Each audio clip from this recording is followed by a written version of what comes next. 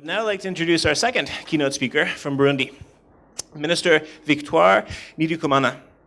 Minister Ndikumana has been involved in Burundian politics for over 2 decades, in which she has held the roles of Minister for Women's and Social Affairs, as well as her current post of Minister for Commerce, Industry, and Tourism. She served as a member of parliament from 1993 until 2010. During that time period, she served from 1998 until 2003 as the chairperson of the Committee for Finance and Budget of Burundi. From 2004 until 2005, she served as the deputy speaker of the transnational parliament. In addition to this, she's been a strong proponent for effective and sustainable economic growth in Burundi, particularly through the tourism sector. Aside from her political role, Minister Ndikumana has a number of interests and initiatives in wider society. She was the chairperson of the East Africa Community Sectoral Council on Tourism and Wildlife, for example, in 2011. 2011 is an interesting year as well because it was actually the first time that Burundi participated in this big ITB tourism exhibition, which is taking place this week. Not only was it the first time that they participated, but they actually won that year Best Exhibition Award for Africa. So in that sense, it's a new tradition for Burundi to take part in ITB, but we're very happy that you are, and we're very happy also that you've extended the honor to us to come and to speak at the Institute for Cultural Diplomacy today. So I would ask you all to please join me in a very, very sincere welcome for Minister Victoire Ndikumana. Thank you.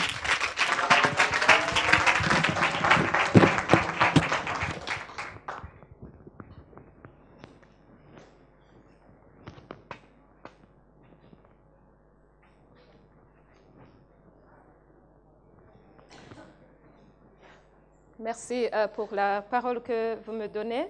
Excellences, Mesdames et Messieurs les ministres Siriana, Mesdames et Messieurs les chefs de mission diplomatiques et des organisations internationales, Monsieur le directeur de l'Institut pour la diplomatie culturelle, distingués invités, Mesdames et Messieurs. C'est pour moi un honneur et un plaisir de participer aux travaux de ce congrès économique international de Berlin, qui se tient parallèlement au Salon international du tourisme ITB de Berlin. Qu'il me soit donc permis de remercier sincèrement M. Mark Donfried, directeur de l'Institut pour la diplomatie culturelle, d'avoir invité mon pays, le Burundi, à cette importante conférence dont le thème cadre bien avec les ambitions et les préoccupations de mon pays. L'objet de cette communication et de vous informer sur les initiatives prises par le gouvernement du Burundi pour améliorer le climat des affaires et sur les opportunités d'investissement au Burundi. Mais avant d'entrer dans le vif du sujet, je voudrais revenir un tout petit peu sur le cadre politique et social du Burundi. Juste un petit rappel parce que notre ambassadeur l'a déjà dit. Après bien des années de crise, les Burundais ont négocié et signé un accord de paix en août 2000. Cet accord a jeté les bases des principes fondamentaux consensuels de gestion démocratique du pays et de partage du pouvoir entre les différentes composantes de la population burundaise. Des élections générales ont été organisées en 2005 et en 2010, dotant ainsi le pays d'institutions républicaines et démocratiques stables. Les autorités du pays, du sommet à la base, s'attellent aujourd'hui à la reconstruction sociale et économique du pays. Des mesures sociales en faveur de la population ont été prises et produisent déjà des résultats. Il s'agit de l'éducation gratuite pour tous les enfants en âge scolaire et des soins de santé gratuits pour les enfants de moins de 5 ans et des mères enceintes. Excellences et distingués invités, Mesdames et Messieurs, dans le domaine économique, des réformes importantes sont en train d'être menées en vue de réduire la pauvreté et de générer une croissance économique soutenue. Dans le temps, le secteur public a joué un rôle prépondérant dans l'animation de la croissance économique au Burundi. Mais depuis quelques années déjà, le désengagement de l'État du secteur productif en faveur du secteur privé et la libéralisation de l'économie constituent les axes fondamentaux de la gestion économique du pays. De ce fait, la vision Burundi 2025 et le cadre stratégique de croissance et de lutte contre la pauvreté CCLP2 font du secteur privé le moteur du développement et d'une croissance accélérée. La matérialisation de la participation du secteur privé dans la relance de l'économie passe par l'amélioration du climat des affaires, doing business, en vue de créer un environnement favorable à la croissance des investissements tant nationaux qu'internationaux. Il passe également par le développement de mécanismes novateurs de soutien aux investisseurs privés et le développement du partenariat public-privé et de dialogue avec ses partenaires. C'est ainsi que dans le cadre de la coordination de l'aide qui est accordée au Burundi et en accord avec ses partenaires techniques et financiers, le gouvernement a mis en place le groupe sectoriel pour le développement du secteur privé, qui est un forum formel dans lequel le gouvernement, les partenaires au développement, le secteur privé et la société civile se rencontrent pour mener des discussions à propos de la planification et du suivi-évaluation des actions en faveur du secteur privé. Une stratégie nationale de développement du secteur privé est en cours d'élaboration et pourra être disponible au second semestre 2012. Au cours des 5 dernières années, le gouvernement a pris de nombreuses mesures pour améliorer le climat des affaires. Ainsi, au niveau du cadre institutionnel, des institutions spécialisées ont été mises en place pour gérer et accompagner la libéralisation de l'économie. On peut citer notamment le ministère à la présidence chargé de la bonne gouvernance et de la privatisation, qui est chargé d'améliorer la gouvernance économique et financière et de piloter le programme de privatisation des entreprises publiques. Des institutions spécialisées en matière de lutte contre la corruption et des malversations économiques lui sont rattachées. Il s'agit de la brigade anticorruption et de l'inspection générale de l'État. Le maître mot est la tolérance zéro contre la corruption et les malversations économiques. Il y a ensuite le ministère à la présidence chargé des affaires de la communauté est-africaine, qui est responsable du pilotage de l'intégration du Burundi dans cette organisation. L'adhésion du Burundi à l'East African Community nous ouvre un marché régional plus vaste avec la perspective de facilitation pour le transport de produits tant importés qu'exportés. Il y a également l'Office burundais des recettes, OBR, qui est une institution chargée de la collecte des recettes douanières, fiscales et non fiscales. La mise en place de ce service permet d'harmoniser les procédures de collecte des recettes avec les autres pays de l'East African Community, mais également un traitement rapide des dossiers et un accroissement des recettes de l'État. Je citerai également l'Agence de promotion des investissements, API, dont le rôle est d'encadrer les investisseurs et de leur faciliter la tâche dans le processus d'implantation. Elle gère également l'octroi des avantages du Code des investissements. Il y a aussi le Bureau burundais de normalisation, le BBN, qui gère tout ce qui est en rapport avec le contrôle de la qualité et l'édiction des normes. Un accent particulier est mis sur les produits susceptibles d'avoir un impact sur la santé humaine et sur l'environnement. Nous avons également comme institution le cadre de dialogue et de concertation pour un partenariat secteur public-secteur privé qui a été institué en juin 2008. C'est un forum d'échange et de dialogue sur les préoccupations du secteur privé en vue d'y trouver des solutions concertées et appropriées. Le secrétariat permanent de ce cadre est fonctionnel depuis la mi-août 2010. Enfin, nous avons la Chambre fédérale de commerce et d'industrie du Burundi, avec ses chambres sectorielles et transversales. Même si c'est une émanation du secteur privé, le gouvernement s'est beaucoup investi pour que la réorganisation de l'ancienne chambre de commerce soit effective et nous ne pouvons que nous réjouir du résultat car le gouvernement a aujourd'hui un partenaire avec lequel il peut dialoguer et discuter. Excellences et distingués invités, mesdames et messieurs, au niveau du cadre légal et réglementaire, un bon nombre de lois régissant les activités économiques ont été revues et modernisées en vue de s'adapter au contexte changeant du développement économique et de répondre aux préoccupations des opérateurs économiques et des investisseurs. On peut citer entre autres la révision du Code de commerce, de la loi sur la concurrence, la loi sur la faillite et le concordat judiciaire.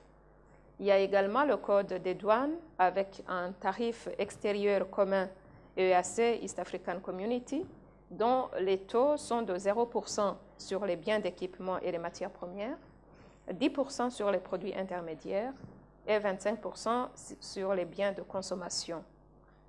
Nous pouvons citer également le Code des sociétés privées et à participation publique, qui a été promulgué le 30 mai 2011 et qui introduit des innovations importantes en rapport avec la gestion transparente, la mise sur pied des organes sociaux et surtout la protection des actions minoritaires. Il y a également le Code des investissements qui a été adopté en 2008 et qui est fondé sur une politique ouverte et libérale pour encourager l'entrée et l'établissement des investissements directs étrangers, sans oublier l'investissement local. Sa gestion est simplifiée et a été confiée à l'Agence de promotion des investissements. Nous pouvons également signaler qu'il y a un régime de zone franche qui existe pour encourager la production à l'exportation.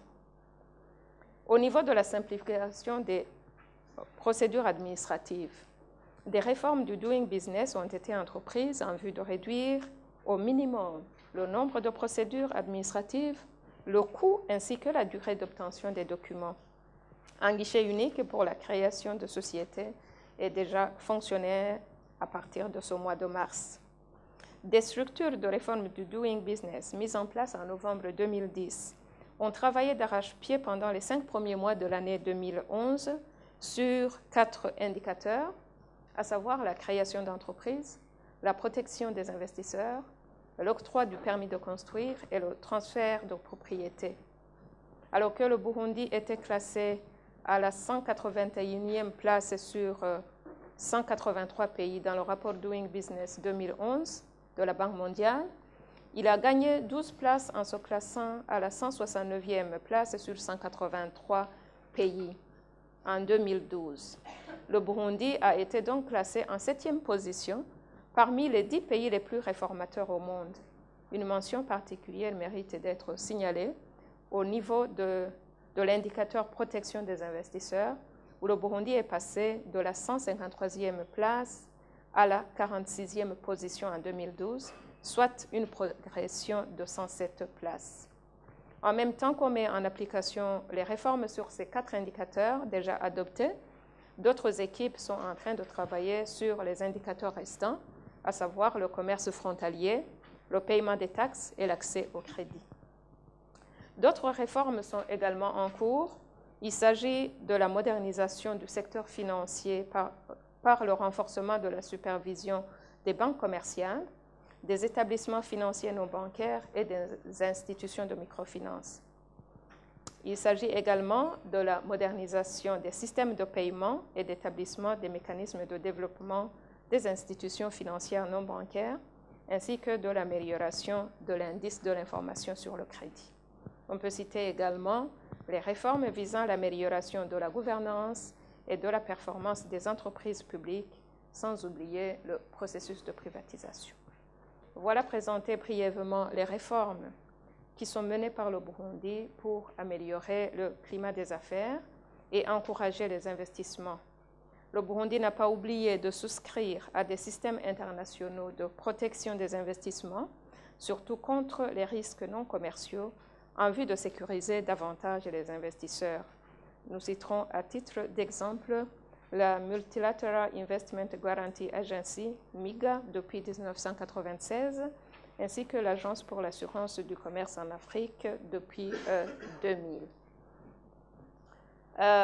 Et comme peut-être certains le savent, d'autres ne le savent pas, le Burundi participe activement dans des ensembles sous-régionaux d'intégration, en vue, entre autres, d'élargir le marché aux investisseurs.